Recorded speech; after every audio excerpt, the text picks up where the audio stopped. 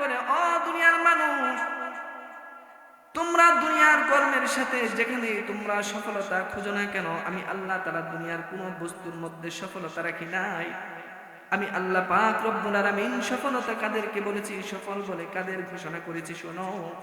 আল্লাহ পাক রব্বুল আলামিন 30 পারা কুরআনুল কারীমের মধ্যে সুন্দর করে জানায়া দেয়, ফামান যুহজিহা আনিন নার, যাদেরকে আমি আল্লাহ পাক রব্বুল আলামিন আগুন থেকে দূরে সরায় রেখেছি তথা জাহান্নাম থেকে বাঁচায় দিয়েছি, যারা জাহান্নাম থেকে দূরে চলে গেছে, ওয়া উদখিলাল জান্নাহ, এবং জান্নাতে প্রবেশ করেছে, আমি আল্লাহ তাআলা তাদেরকে জান্নাতে প্রবেশ করিয়েছি, ফাকাদ ফাস, ওই মানুষগুলাই হচ্ছে এই দুনিয়ার মধ্যে সফল। চিল্লায়া বলেন ঠিক কিনা?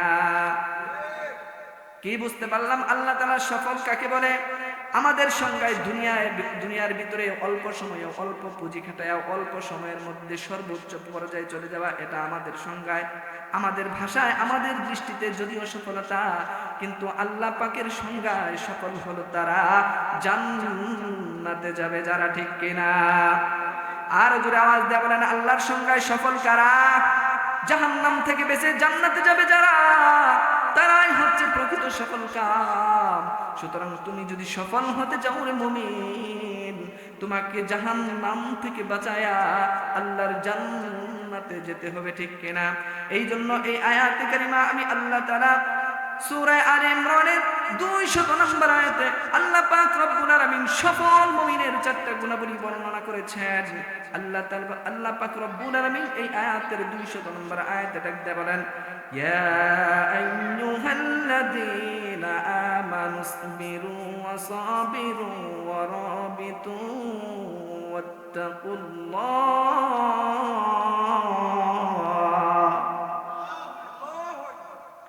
আল্লাহ পাক রব্বুল আলামিন সূরা আলে ইমরানের শেষ আয়াতের আলোকে মুমিনের 4টা গুণাবলী বর্ণনা করেছেন। যদি কোনো বান্দা, যদি কোনো মুমিন এই 4টা কর্মসূচি নিজের জীবনে বাস্তবায়ন করতে পারে, আমি আল্লাহ তাআলা তাদেরকে সফলকাম মুমিন বলে ঘোষণা করে দেব। তার মধ্যে 1 নম্বরের একজন প্রকৃত মুমিনের, সফল মুমিনের গুণাবলী হলো, ইয়া আইয়ুহাল্লাযীনা আমানুসবিরু, হে ঈমানদারেরা, যারা তোমরা ঈমান আনয়ন করেছো, যারা তোমরা আমি আল্লাহর উপর বিশ্বাস স্থাপন করেছো, তারা তোমরা ধৈর্য ধারণ করো, ইসবিরু, সবর করো, সবর। 1 নাম্বার সফল মুমিনের গুণাবলী। 1 নাম্বার কি? আলোচনা মনে হয় বুঝতেছেন না। একজন সফল মুমিনের 4টা গুণাবলীর মধ্যে, 4টা কর্মসূচির মধ্যে 1 নাম্বার কর্মসূচি হচ্ছে ধৈর্য ধারণ করা, সবর করা। ঠিক কিনা? আমাদেরকে সবর করতে হবে যদি প্রকৃত সফল মুমিন আমরা হতে চাই। তার আগে আল্লাহ তাআলা বড় প্রেম আর মায়া মুহাব্বত নিয়ে আল্লাহ তাআলা আমাকে আপনাকে ডাক দিলেন, ইয়া আইয়ুহাল্লাযীনা আমানু। আল্লাহ তাআলা কাদেরকে ডাক দিবেন? ঈমানদারদেরকে ডাক দিবেন। চিল্লায় বলেন ঠিক কিনা? আমরা সবাই ঈমানদার কিনা? আমরা ঈমানদার। আমরা মনে করি ঈমানদার হইলেই জান্নাত পাওয়া যায়। না না, ঈমান দিয়া শুধু জান্নাতে যাওয়া যায় না। যদি ঈমানদার হও, প্রকৃত ঈমানদার হতে হবে, সফল ঈমানদার হতে হবে। যেমন এই দুনিয়ার জমিনে অনেক ব্যবসায়ী বলে পুরুষ এরকম করে নিজের পরিচয় দেয়, আসলে তার পকেটে 2 টাকাও নাই, তার দোকানও নাই, ব্যবসাও নাই, এরকম দোকানে মালও নাই, সে তো একজন ব্যবসায়ী আছে না নাই? ওই যে বললাম, সে কিন্তু সফল ব্যবসায়ী নয়। আল্লাহ তাআলা বড় প্রেম, বড় মায়া, বড় মুহাব্বত আর ভালোবাসা নিয়ে ঈমানদারদেরকে কোরআনের বিভিন্ন জায়গায় ডেকে ডেকে ওয়াজ করেছেন, নসিহত করেছেন, বিভিন্ন জায়গায় সতর্ক করেছেন। আল্লাহ তাআলা কেন করেছেন? কারণ এই ঈমানদারদেরকে আল্লাহ বড় মুহাব্বত করেন, ভালোবাসেন। ঠিক কিনা? আল্লাহ তাআলা আমাদের প্রতি আল্লাহর ভালোবাসা কম না বেশি? কি পরিমাণ বেশি! আল্লাহ পাক রব্বুল আলামিন বলেন, আমি আসমান বানাইছি, জমিন বানাইছি, চন্দ্র সূর্য গ্রহ নক্ষত্র, লৌহ কলম, আরশ কুরসি, যা কিছু দেখো সমস্ত কিছু আমি আল্লাহ তাআলা তোমাদের কল্যাণে বানিয়েছি, তোমাদের খেদমতে বানিয়েছি বান্দা। আর আমি আল্লাহ পাক রব্বুল আলামিন তোমাদেরকে বানিয়েছি আমি রবের জন্য। চিল্লায়া বলেন সুবহানাল্লাহ। আল্লাহ তাআলা হাদিসে কুদসির মধ্যে বলেন, খলাকাল্লাহু কুল্লা শাইইন লিআদম ওয়া খুলিকতু আদম লি। যত কুল মাখলুক তোমরা দেখো আর না দেখো, ৮০,০০০ মতান্তরে ১৮,০০০ মাখলুক আমি আল্লাহ তাআলা দুনিয়ার মধ্যে বানায়া, সমস্ত মাখলুকের মধ্যে আমি কোন মাখলুককে আমি আল্লাহ তাআলার বলি নাই, আমি আল্লাহ তাআলার জন্য বানাই নাই, বান্দা তোমার জন্য বানিয়েছি।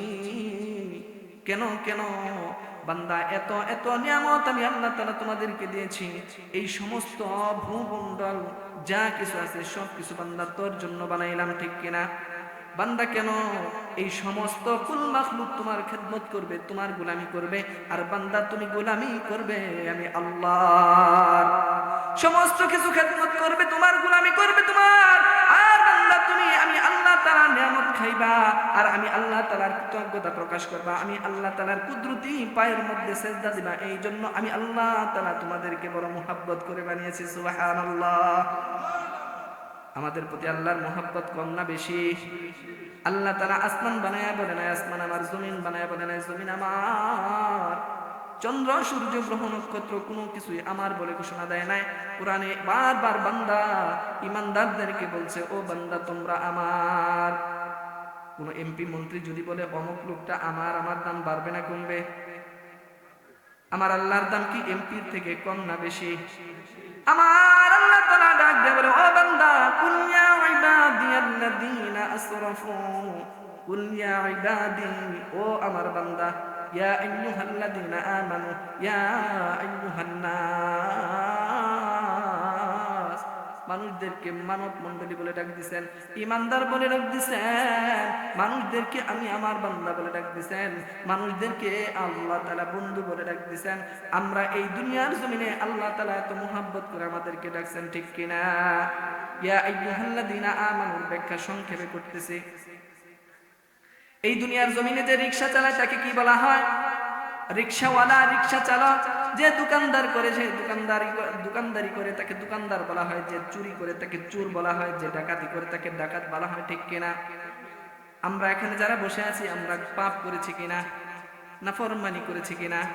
নাকি এখানে এমন কেউ আছেন যার জীবনে কোনো পাপ নাই, গুনাহ নাই, বেগুনা মাসুম আছেননি?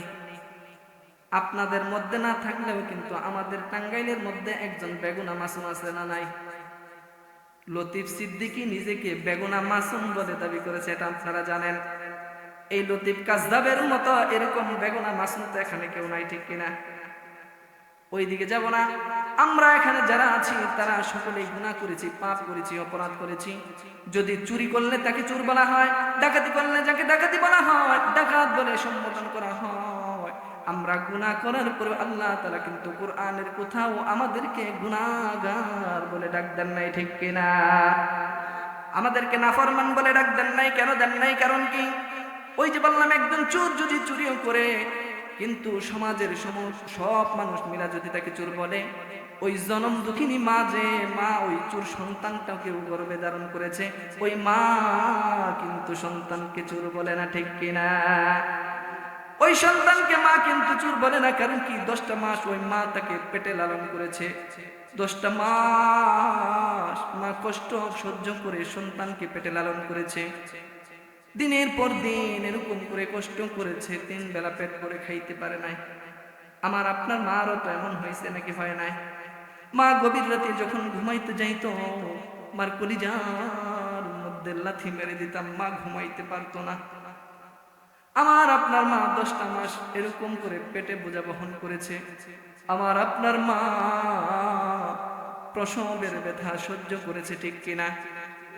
প্রসবের কি নিদারুণ ব্যথা, এটা কোনো মা ছাড়া অন্য কারো বোঝা সম্ভব নয়।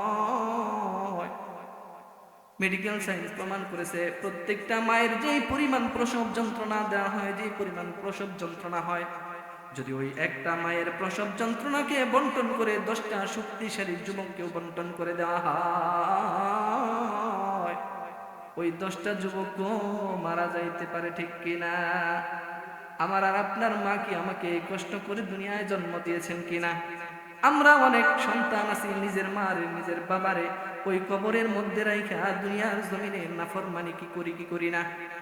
আমরা জানি একটা হাদিস, মার জন্য দোয়া করলে মা কবরে পায়, মার জন্য দান করলে পায়, মার জন্য নেকের কাজ করলে ওই নেকের সওয়াবটা মার কবরে পৌঁছে কি পৌঁছে না? কিন্তু ও মুমিন, তুমি কি এটা জানো না? তুমি দুনিয়ার জমিনে গুনাহ করলে যে ওই গুনার ধাক্কাটাও তোমার মরা মার কবরে যায়, বাবার কবরে যায়, এই কথাটা কি তোমার একবার স্মরণ হইল না? ঠিক কিনা? ও নাফরমান সন্তান, কেমন করে পারলি?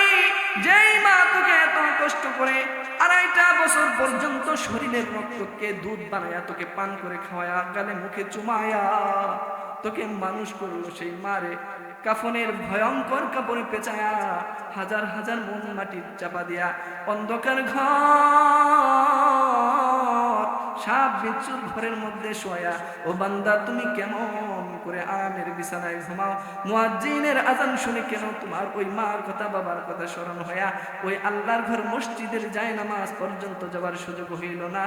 কারণ তুমি নামে তো শুধু দাবিদার ইমানদার, সফল মুমিন আর ইমানদার তুমি হতে পারো নাই। যদি তুমি প্রকৃত 4টা গুণে গুণান্বিত ইমানদার হইতে পারতা, তাহলে ফজরের সময় মুয়াজ্জিনের আজান শুনে তুমি বিছানায় ঘুমাইতে পারতা না। এই মা আমাদেরকে কষ্ট করে লালন পালন করেছে, পেটে বোঝা বহন করেছে, 10টা মাস আমাদেরকে বোঝা বহন করেছে। 3 বেলা মা পেট ভরে খাইতে পারে নাই, ঘুমাইতে পারে নাই, প্রসব বেদনা যন্ত্রণা সহ্য করেছে, শরীর থেকে কলস কলস রক্ত গিয়েছে। কিন্তু সন্তান ভূমিষ্ঠ হওয়ার পর যখন একটা চিৎকার মায়ের কানে গেছে, ওই মা তার পিছনের সমস্ত দুঃখ ব্যথা বেদনা ভুলে রক্ত মাখা শরীরে ওই সন্তানকে নিয়ে গালে মুখে চুমায়া তার পিছনের সমস্ত দুঃখ ব্যথা বেদনা ভুলে যায়। ঠিক কিনা?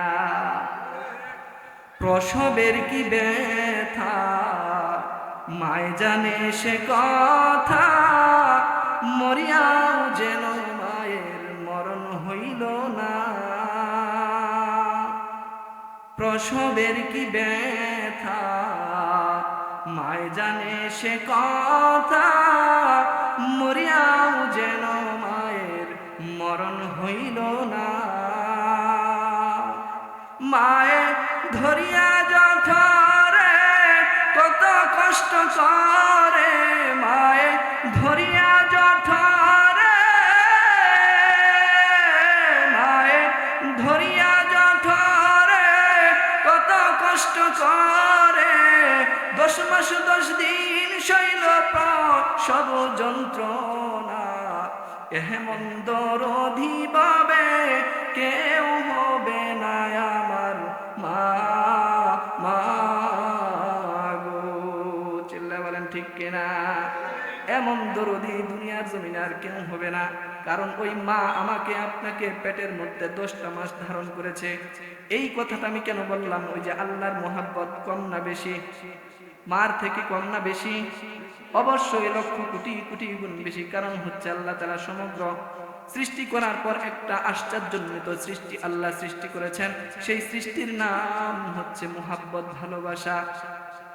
मोहब्बत एक अजीब शय है, बयां करा नामुमकिन है।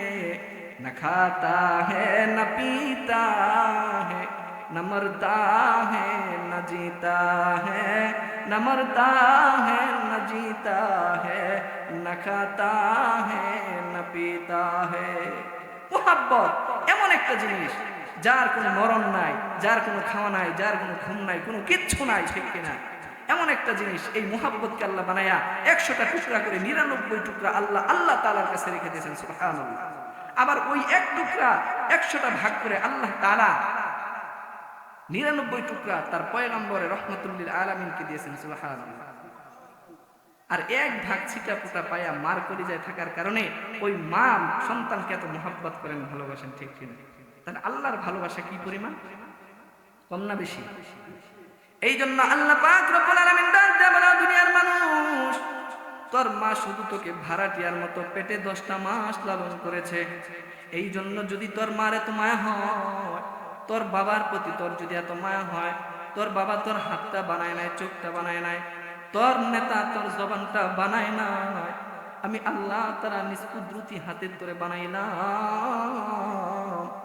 তারপরে বান্দা তুই আমি রবকে কেমনে করে ভুলে গেলি? আমি আল্লাহ তাআলার সাথে কেমন করে নাফরমানি করলি রে বান্দা? ও বান্দা, তোর জবান দিয়া তোর মারে ডাক দেশ, মার কলিজা ঠান্ডা হয়। বাবাকে বাবা বলে ডাক দাও, বাবার কলিজা ঠান্ডা হয়। ঠিক কিনা? নেতার নামে রাজপথ গরম করে ফেলো, স্লোগানে স্লোগানে মুখরিত করে ফেলো, নেতা খুশি হয়, আনন্দিত হয়।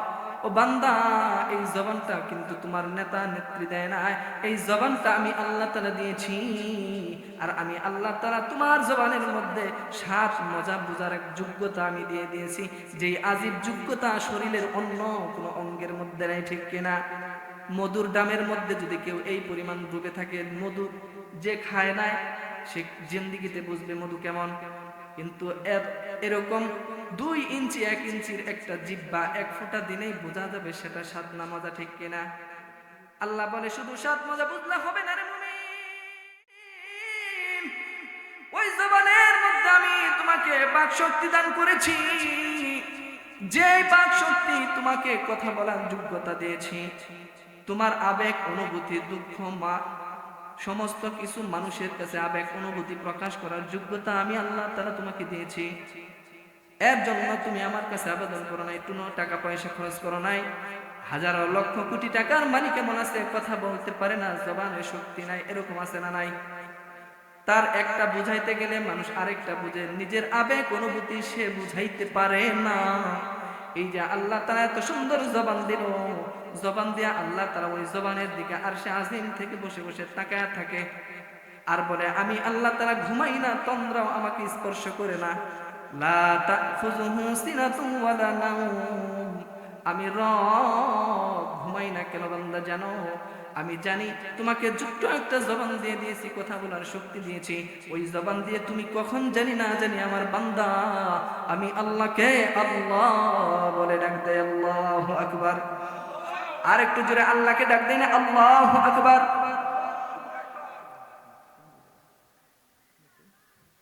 আরো জোরে বলি আল্লাহু আকবার। আল্লাহ তাআলার এত সুন্দর জবান আমাদেরকে দিয়া আল্লাহ তাআলা কি বুঝাইতে চান? ওই যে বললাম আল্লাহর প্রেম মায়া মুহাব্বত কত বেশি। এই জন্য কোনো কাফের বেঈমান মুশরিককে আল্লাহ তাআলা ওয়াজ করেন নাই, নসিহত করেন নাই, সতর্ক করেন নাই। আল্লাহ তাআলা কোরআনের বিভিন্ন জায়গায় শুধু ঈমানদারদেরকে ডাকছেন, ঠিক কিনা? ইয়া আইয়ুহাল্লাযীনা আমানু আমিনু, ও ঈমানদারেরা তোমরা ঈমান আনো। আল্লাহ কাদের ঈমান আনতে বলছেন? ঈমানদারদেরকে ঈমান আনতে বলছেন, ঠিক কিনা? কথাটা কেমন যেন অযৌক্তিক, ঠিক কিনা? যে নামাজ পড়ে না তাকে বলা যায় নামাজ পড়ো, যে রোজা রাখে না তাকে বলা যায় রোজা রাখো, যে এরকম করে যেই কাজটা করে না সেই কাজটা করার জন্য বলা হয়, ঠিক কিনা? কিন্তু আল্লাহ তাআলা এখানে বলতেছেন, ও ঈমানদারেরা ঈমান আনো। এই কথার অর্থ কি? সুতরাং ওই যে বললাম আমরা শুধু দাবিদার ঈমানদার, ওই দাবিদার হিসাবে আল্লাহ তাআলা বলতেছে প্রথমটা হচ্ছে আমাদের দাবি, ইয়া আইয়ুহাল্লাযীনা আমানু, যারা তোমরা বিশ্বাসী বলে নিজেদেরকে দাবি করো, আমিনু ঈমান আনো। কেমন ঈমান? কামা আমানান নাস, যেমন ঈমান এনেছিলেন সাহাবায়ে কেরাম রাদিয়াল্লাহু তাআলা আনহুম আজমাইন, ঠিক কিনা? এই নমুনাটা কে তুলে ধরলেন? আল্লাহ তুলে ধরলেন। শুধু তোমরা দাবিদার ঈমানদার হলে হবে না, ওই যে চা চলে বসে বসে চা খায় আর বলে নামাজ না পড়লে কি হবে, ঈমান আছে, ওই ধরনের ঈমানদারদেরকে আল্লাহ বারবার প্রথমে ডাকছেন। ওই ঈমান দিয়ে হবে না। ইয়া আইয়ুহাল্লাযীনা আমানু আমিনু, ইয়া আইয়ুহাল্লাযীনা আমানু তাকুল্লাহ। আল্লাহ তাআলা বলে ইয়া আইয়ুহাল্লাযীনা আমানু তাকুল্লাহ। এই যে আমি এই কথাটি কেন বলতেছি? বারবার কোরআনের বিভিন্ন জায়গায় শুধু ঈমানদারদেরকে আহ্বান করছেন, ঠিক কিনা? আমি যে আয়াতে কারিমা তেলাওয়াত করেছি, এই আয়াতের মধ্যে আল্লাহ ঈমানদারদেরকে ডাক দিয়েছেন। আমি শুধু ইয়া আইয়ুহাল্লাযীনার সংক্ষিপ্ত তাফসীর করলাম। ইয়া আইয়ুহাল্লাযীনা আমানুসবিরু, ও ঈমানদারেরা, সফল মুমিনের গুণাবলী কয়টা? সূরা আলে ইমরানের 200 নম্বর আয়াতের আলোকে সফল মুমিনের গুণাবলী কয়টা? আরো জোরে কয়টা? আবার বলেন কয়টা? 4টা কর্মসূচি যদি কেউ বাস্তবায়ন করতে পারে সে সফল মুমিন হয়ে যাবে।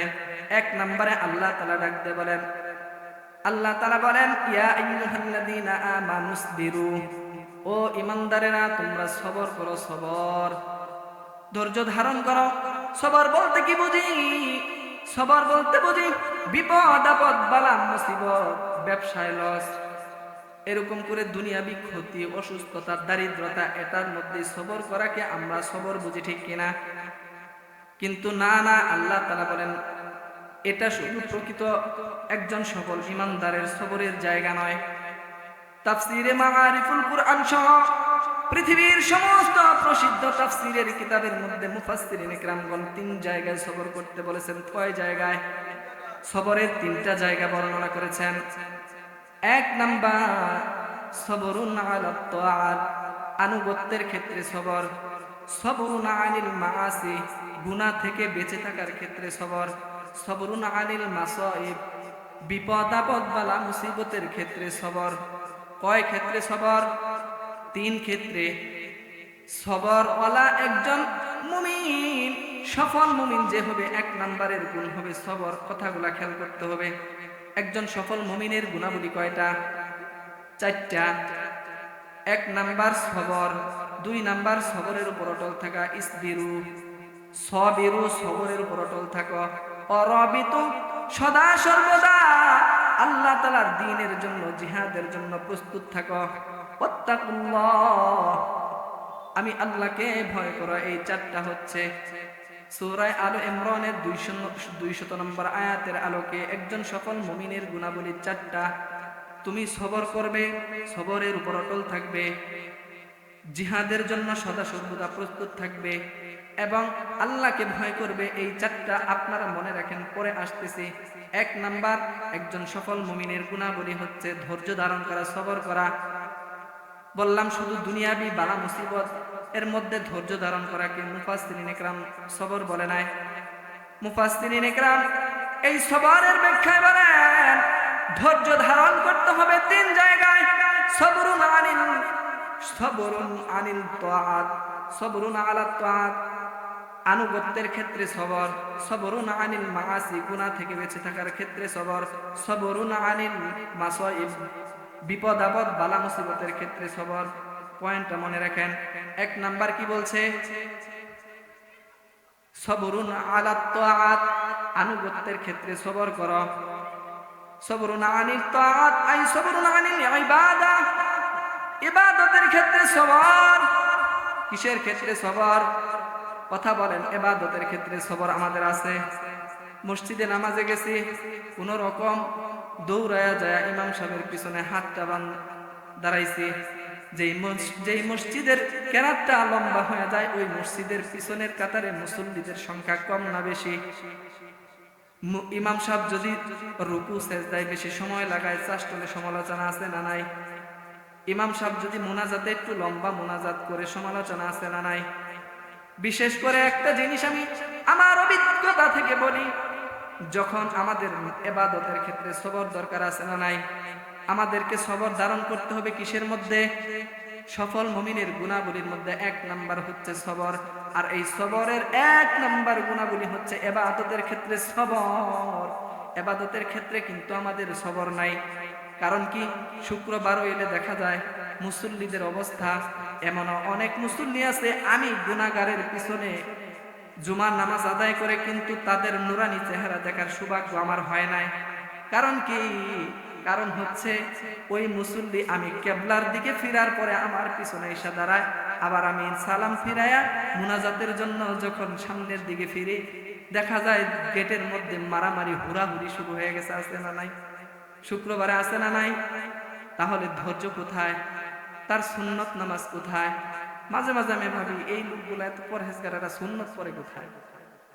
এমনও তো দেখা যায় তারা হুড়ার কারণে বের হয়ে চলে গেছে, রাস্তায় যে উষ্টা খায়া পড়ে গেছে। কি ব্যাপার, পড়লাম কেন? নিচে তাকায় দেখে জুতা একজনের তার একজনে লয়ে গেছে, জুতা ফিটিং হয় না, উষ্টা খায়া পড়ে গেছে। তার জুতা দেখারও সময় নাই, কারণ অনেক সময় মসজিদ থেকে বের হওয়ার পরে জুতার এরকম কেলেঙ্কারি বাজে কিনা। কারণ ওই মুসল্লি তাড়াহুড়া করে চলে যাওয়ার সময় নিজের জুতা রাইখা অন্যের জুতা ভুলে নিয়ে গেছে। আছে না নাই? এতটা উদাসীন আর বেখেয়ালির সাথে আমরা মসজিদে যাই, নামাজ পড়ি, এটা ইবাদত, এটা সফল মুমিনের কোনো গুণাবলী হতে পারে না। এই যে সামনে রমজান আসতেছে, ইবাদতের ক্ষেত্রে সবর কাকে বলে? সুবহ সাদেক থেকে নিয়ে তোমাকে সন্ধ্যা পর্যন্ত সিয়াম সাধনা করতে হবে, আল্লাহ তাআলার হুকুম, ঠিক কিনা? কিন্তু এমন অনেক মুমিন আছে নিজেদেরকে ইমানদার দাবি করে, আর এরকম করে চাষটলের মধ্যে পর্দা লাগায়া, যে পর্দার বিধান আল্লাহ মহিলাদেরকে দিছে, এমন কিছু মুসল্লি নামদারি ইমানদার তারা রমজান মাসে নিজেদেরকে মহিলাদের কাতারে নিয়ে পর্দার ভিতরে যায়া চা খায় আর শয়তানের লেঞ্জা টানে। শয়তানের লেঞ্জা চিনেন? সিগারেট টানে, আর এরকম করে সন্ধ্যাবেলা তারা পেঁয়াজু আর ইফতার বানায়া তারা এরকম করে তাদের সামনে পিপাসার শেষ নাই, তাদের পেঁয়াজু, তাদের এরকম করে রু আফজা, তাদের এরকম করে ইফতারের আইটেমের কোনো শেষ নাই, আছে না নাই? এই জন্য মুসলমান ভাইরা আমার, যেই কথা বলতেছিলাম, আল্লাহ পাক রব্বুল আলামিন ইবাদতের ক্ষেত্রে সবর অর্জন করতে করেছে, ধৈর্য ধারণ করতে বলা হয়েছে। এই জন্য নামাজের ক্ষেত্রে আমাদের ধৈর্য ধারণ করার দরকার আছে না নাই? এই নামাজ ফরজ করেছেন কে? আল্লাহ তাআলা আমাদের উপর নামাজ ফরজ করেছেন। এই নামাজ আল্লাহ ফরজ করেছেন কোরআনের ৮২ জায়গায় আল্লাহ তাআলা কোরআনকে নামাজ ফরজ করার কথা বলেছে। একবার নয়, দুইবার নয়, আল্লাহ পাক রব্বুল আলামিন কোরআনের ৮২ জায়গায় বলেছে, ও দুনিয়ার মানুষ, তোমরা নামাজ কায়েম করো। আল্লাহ তাআলা গুরুত্ব বোঝানোর জন্য, আল্লাহ তাআলার কোন বিধানকে ফরজ করার জন্য ৮২ বার বলার দরকার নাই, প্রয়োজন নাই, একবার বললেই যথেষ্ট, ঠিক কিনা? তারপরেও নামাজের কথা আল্লাহ ৮২ বার কোরআন পাকের মধ্যে নিয়ে এসেছেন। কেন কেন বান্দা? যেন নামাজটা তুমি সঠিকভাবে আদায় করো, নামাজের গুরুত্ব বোঝানোর জন্য। এই জন্য আল্লাহ পাক রব্বুল আলামিন নবীজি বলেন, আউয়ালু মা ইউহাসাবু বিহিল আবদু ইয়াউমাল কিয়ামাতিস সালাহ। কিয়ামতের দিন সর্বপ্রথম যে হিসাবটা হবে, সেই হিসাবটা হবে নামাজের হিসাব। কিয়ামতের দিন কোন হিসাবটা আগে হবে? নামাজের হিসাব আল্লাহ তাআলা আগে নেবেন। এই জন্য নামাজের গুরুত্ব আমাদেরকে বাড়ায় দিতে হবে। এই জন্য নামাজটা ধৈর্যের সাথে পড়তে হবে। ২ নম্বরে আমাদেরকে ধৈর্য ধারণ করতে হবে। ২ নম্বরে আমাদেরকে ধৈর্য ধারণ করতে হবে। সবরুন আনিল মাআসি, গুনাহ থেকে আমাদেরকে নিজেদেরকে বাঁচায় রাখতে হবে।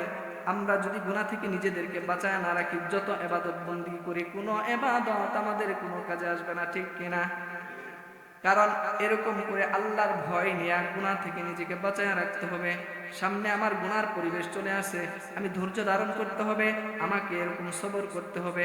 এটা মুমিনের ১ নাম্বার গুনাহগুলির মধ্যে, এরকম করে সবরের মধ্যে একটা, ঠিক কিনা? গুনার পরিবেশ সামনে চলে আসলো আর আমি পারে না। যদি তুমি প্রকৃত সফল সবরকারী, এরকম করে সফল মুমিন হইতে চাও, গুনার ক্ষেত্রে তোমাকে সবর ধারণ করতে হবে। তুমি বিপদে পড়েছ, তুমি এরকম করে দারিদ্রতার মধ্যে পড়ে গেছো, তখন বোঝা যাবে তুমি কি কোনো ভাইয়ের কাছে কর্জে হাসানার জন্য যাও, না তুমি সুদের ঋণ নেওয়ার জন্য যাও, ঠিক কিনা? হারামের মধ্যে যাওয়া যাবে না, এখানে তোমাকে ধৈর্য ধারণ করতে হবে। নীরবে নিবৃতে আমার যুবক ভাই, কোন রূপসী রূপবতী কোন মেয়ের এরকম করে যদি পেয়ে যায়, ওখানে আল্লাহর ভয় নিয়ে তোমাকে প্রকৃত সফল মুমিনের পরিচয় দিতে হবে। ওইখানেও গুনাহ থেকে নিজেকে বাঁচায় রাখতে হবে। এটাও একজন সফল মুমিনের গুণাবলীর মধ্যে, ঠিক কিনা? এই জন্য কথা দীর্ঘায়িত করব না। ৩ নাম্বার, সবরুন আনিল মাসাইব, তোমাকে এরকম করে আপদ বিপদ বালা মুসিবতের মধ্যে ধৈর্য ধারণ করতে হবে। যদি তুমি আপদ মুসিবতের মধ্যে ধৈর্য ধারণ করতে পারো, সবের বান্দার একমাত্র সফল মুমিনের ৪টা গুণের মধ্যে ১ নাম্বার গুণ হলো সবর ধারণ করা, ধৈর্য ধারণ করা। তার মধ্যে তোমাকে এরকম করে আপদ মুসিবত বিপদ আপদের মধ্যে ধৈর্য ধারণ করতে হবে। আল্লাহর উপর তাওয়াক্কুল আর ভরসা করতে হবে। তোমার এরকম একটা সন্তান যদি আল্লাহ তাআলা নিয়ে যায়, ওই সন্তানটার উপর তোমাকে তাওয়াক্কুল করতে হবে, আল্লাহর উপর এরকম করে বিশ্বাস রাখতে হবে। এরকম অনেক মা আছে, অনেক বাবা আছে, বুক চাপড়ায় কান্নাকাটি করে, আহারে অমুকের 10টা সন্তান, একটাও নিল না, আমার একটা মাত্র সন্তান, এটাই আল্লাহ চোখে দেখলো, আল্লাহর এই হোক সেই হোক, এরকম করে আল্লাহকে গালি দেওয়া পর্যন্ত থেকে বিরত থাকে না, এমন মুসলমান আছে না নাই? না না বান্দা, তোমাকে এরকম করে সুন্দর করে ধৈর্য ধারণ, বালা মুসিবতের উপরে তোমাকে ধৈর্য ধারণ করতে হবে। কেন করতে হবে? কারণ আল্লাহ তাআলা এরকম করে মানুষের সুন্দর ইবাদত চান, বেশি ইবাদত চান না। কি চান? আখলিস দীনাকা ইয়াকফিকা আমালুল কলিল, তোমার আমলকে অল্প করো, সামান্য কিন্তু আল্লাহর জন্য করো, ইখলাসের সাথে করো, এই আমলটাই আল্লাহর কাছে গ্রহণযোগ্য হয়ে যাবে। এই জন্য মুমিন মুসলমান ভাইয়ের আমার দিলটাকে নরম করে দাও। তোমাকে এরকম করে পরীক্ষা নেওয়া হবে, ঠিক কিনা? এই জন্য তোমাকে এরকম করে সুন্দর করে তোমাকে প্রস্তুতি নিতে হবে। আল্লাহ তাআলা সূরা মুলকের মধ্যে বলেন, আল্লাযী খালাকাল মাউতা ওয়াল হায়াতা লিয়াবলুয়াকুম আইয়ুকুম আহসানু আমালা। আল্লাহ তাআলা বলেন, আল্লাযী খালাকাল মাউতা, তিনি আল্লাহ কে যিনি মৃত্যু এবং এরকম করে জীবন সৃষ্টি করেছেন। কেন করেছেন? আল্লাহ তাআলাই বলে, আল্লাহ তাআলা নিজেই বলে লিয়াবলুয়াকুম, পরীক্ষা করার জন্য। কি করার জন্য? পরীক্ষা করার জন্য। আল্লাহ তাআলা বলে কিসের পরীক্ষা?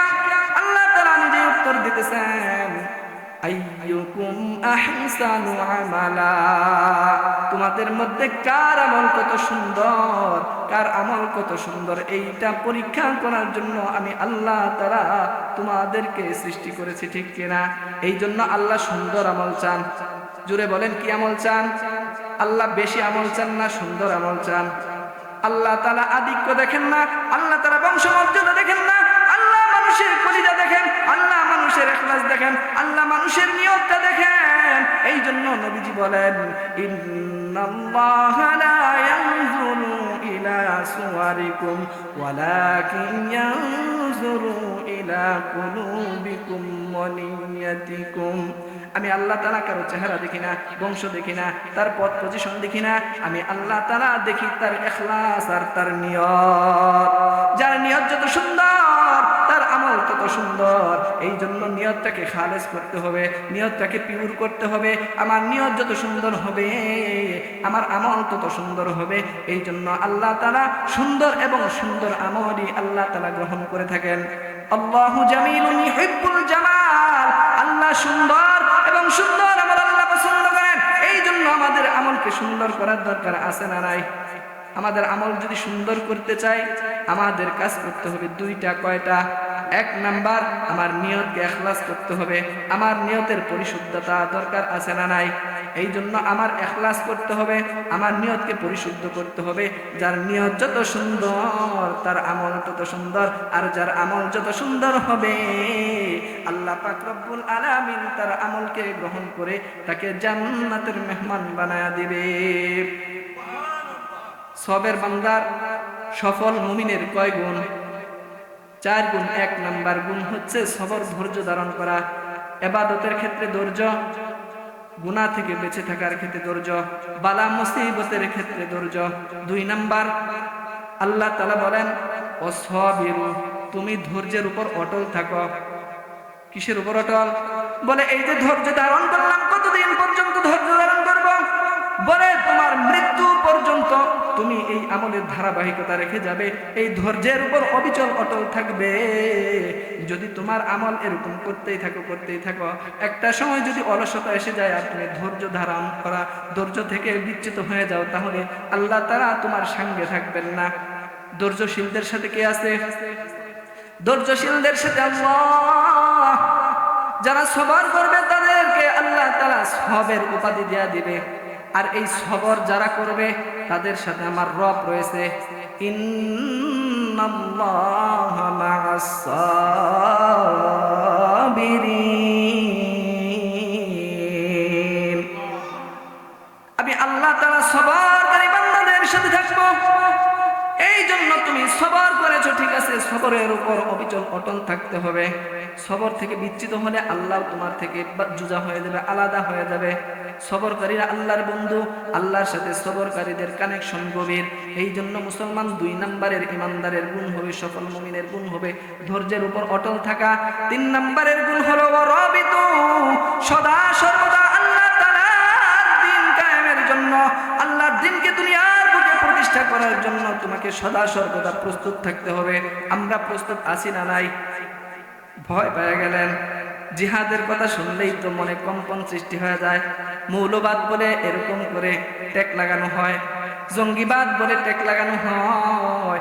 যতই যাই কিছু করো, কিন্তু বান্দা এই দুনিয়ার জমিনে, আল্লাহর জমিনে আল্লাহর দ্বীন কায়েমের জন্য হাজারো লাখো কোটি কোটি মর্দে মুমিন তাদের বুকের তাজা রক্ত ইতিপূর্বেও দিয়ে গেছেন, এখনো দেওয়ার মতো আছে না নাই? এই জন্য মরণ থেকে কেউ পলায়ন করতে পারবে না। এই মরণ আমাদের একদিন আসবে। ইদা জাআ আজালুহুম লা ইস্তাখিরুনা সাআতাও ওয়া লা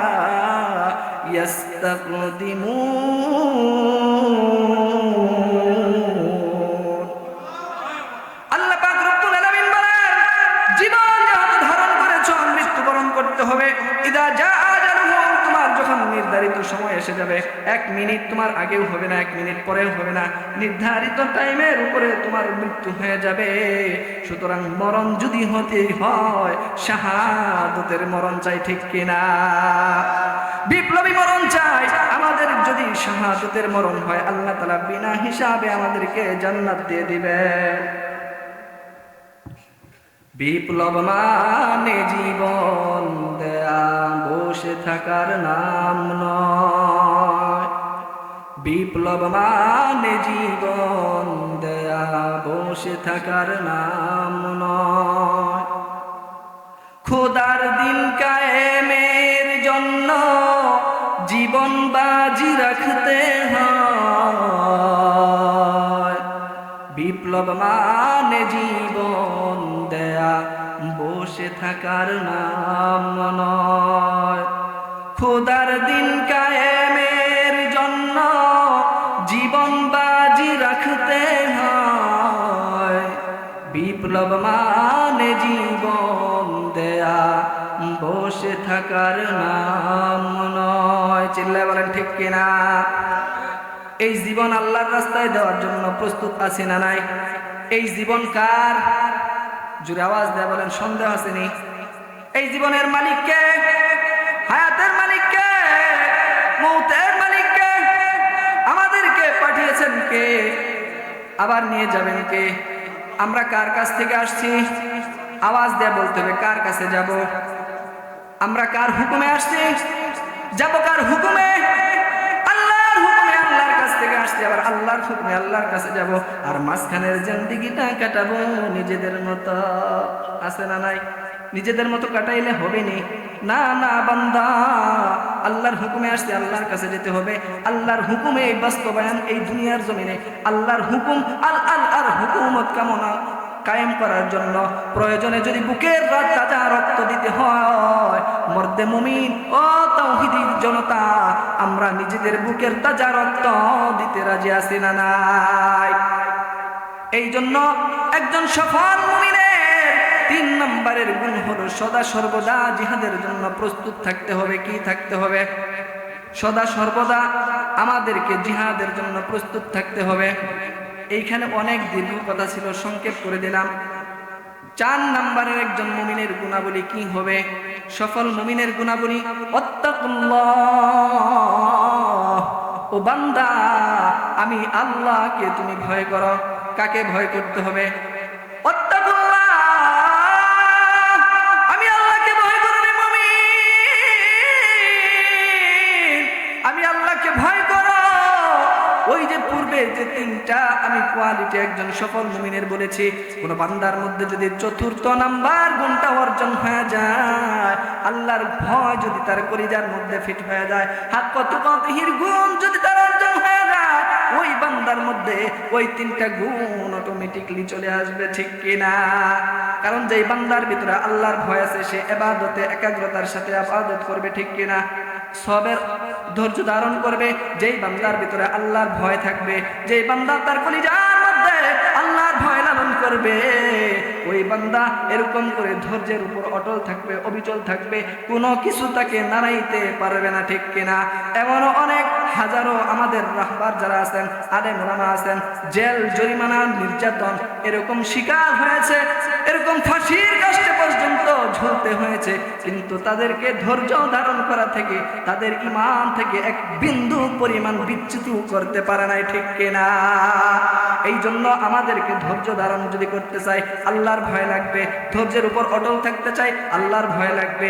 আমি যদি এরকম করে জিহাদের ময়দানে নিজের কলিজা, নিজের জীবন, নিজের রক্ত এরকম করে যদি বিলায়া যদি শাহাদাতের মর্যাদা অর্জন করতে চাই, সর্বপ্রথম আমাকে আল্লাহর ভয় আমার কলিজায় থাকতে হবে, ঠিক কিনা? এই জন্য 4 নম্বরের গুণটা আমরা অর্জন করার জন্য প্রস্তুত আছি না নাই? 4 নম্বরের গুণ কি? আত্তাকুল্লাহ। তোমরা বান্দা আমি আল্লাহ তাআলাকে ভয় করো, মুত্তাকি হয়ে যাও, পরহেজগার হয়ে যাও। আর এই মুত্তাকি পরহেজগার হওয়ার সিজন আমাদের সামনে আছে না নাই? কি? রমজানুল মুবারক। যেই ব্যক্তি রমজানুল মুবারকের মধ্যে এরকম করে তার রমজানটা সুন্দর করবে, রমজানের জন্য প্রস্তুতি গ্রহণ করবে, রমজানের 30টা রোজা সুন্দর করে আল্লাহর ভয় নিয়ে পালন করবে, ওই বান্দা মুত্তাকি হয়ে যাবে, আল্লাহর বন্ধু হয়ে যাবে। কারণ একজন রোজাদারের মধ্যেই প্রকৃত এরকম করে মুত্তাকি এবং আল্লাহর ভয় ফুটে ওঠে, ঠিক কিনা? কারণ কি? সারা দিন সে কোনো কিছু খায় না, কার ভয়ে? সারাদিন এরকম যদি ঘরে দরজা লাগায় আসে পানি খায় কেউ দেখবো, পানির নিচে ডুব দেয়া যদি রমজান মাসে রোজা রেখে কেউ এরকম করে পানি খায় তাকে কেউ দেখবো। যদি সে এরকম করে খাবার খায়, এরকম রোজা না রাখে, তাকে পুলিশে ধরে নেবে, ফেরেশতারা তাকে থাপ্পড় মারবে, আসেনি? না না, কেউ তাকে বাধা দিবে না। সে যদি ফুল পেট ভর পেট খায় তাও কেউ বাধা দিবে না। কিন্তু কোন জিনিস তাকে বাধা দিল? সে আল্লাহ তাআলার ভয়, মুত্তাকি, পরহেজগার। এই জন্য এই আল্লাহর ভয় অর্জন হয় রমজানুল মুবারকের মধ্যে সব থেকে বেশি। এই জন্য সামনে রমজান সমাগত, সম্মানিত রমজান আসতেছে। এই জন্য আমরা যেন এই সফল মুমিনের 4 গুণের 4 নাম্বার গুণ, যে এরকম করে আল্লাহর ভয়, এই গুণটা অর্জন করার জন্য আজকে থেকে নিয়ত করতে পারি কি পারি না? আল্লাহ তাআলা আমাদেরকে সফল হওয়ার জন্য তৌফিক দান করুন। আল্লাহ তাআলা আমার আয়াতে কারিমার সারমর্মটা আমি আপনাদেরকে বলে দেই। আল্লাহ তাআলা বলেছেন, ইয়া আইয়ুহাল্লাযীনা আমানু, হে ঈমানদারেরা, ইসবিরু, তোমরা সবর করো, এবং সাবিরু, এবং সবরের উপর ধৈর্য ধারণ করে অবিচল অটল থাকো, এবং রাবিতু, সদা সর্বদা দিন কায়েমের জন্য, জিহাদের জন্য প্রস্তুত থাকো। ওয়াত্তাকুল্লাহ, এবং আমি আল্লাহ তাআলাকে ভয় করো। এখন প্রশ্ন করতে পারি, আল্লাহ এই 4টা গুণে গুণান্বিত হলে আমাদের কি হবে? আল্লাহ তাআলা নিজেই বলেন, লাআল্লাকুম তাত্তাকুন, লাআল্লাকুম তুফলিহুন, যাতে করে তোমরা এরকম করে সফল হয়ে যেতে পারো, সফল মুমিন হয়ে যেতে পারো, ঠিক কিনা? আমরা দুনিয়ার জমিনে সফল ব্যবসায়ী হতে চাই, দুনিয়ার জমিনে সফল